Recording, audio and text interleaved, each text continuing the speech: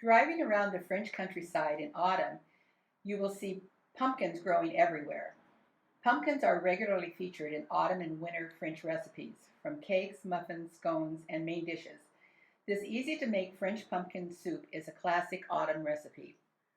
To make this French pumpkin soup, you will need 1/2 cup of chopped onion, 1 small chopped shallot, 1/2 cup of a chopped apple, 1/2 cup of chopped carrots, 1 teaspoon of fresh grated ginger, 1/2 cup of unfiltered apple juice, 1 cup of canned pumpkin, 1 1/2 cups of chicken stock.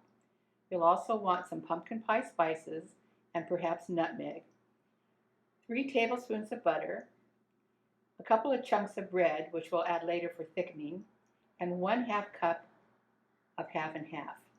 To get started, melt 1 tablespoon of butter in a saucepan, and now we're adding our onions, shallot, apples, and carrots.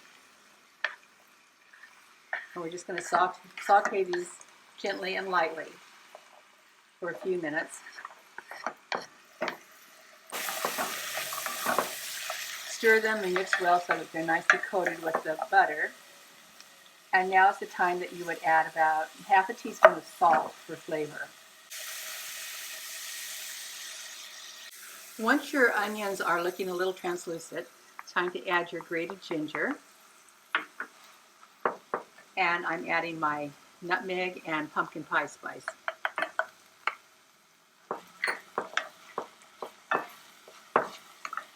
My next addition will actually be 1/2 cup of unfiltered apple juice.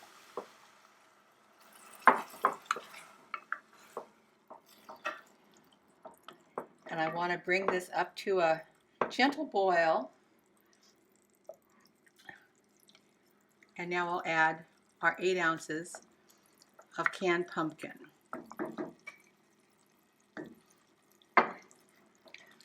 Mix it well. Once you have everything thoroughly blended, it's time to add your 1 1/2 cups of chicken stock. And we'll leave this on the stove and let it cook until the carrots are fork tender. When your mixture is ready and the carrots are fork tender, transfer your liquid and all the solids into a blender. You can use an immersion blender, but I find I like using my big blender for this. And this is the time you drop in just a couple of chunks of French bread, which will become our thickener. And now we're just going to blend it until it's smooth.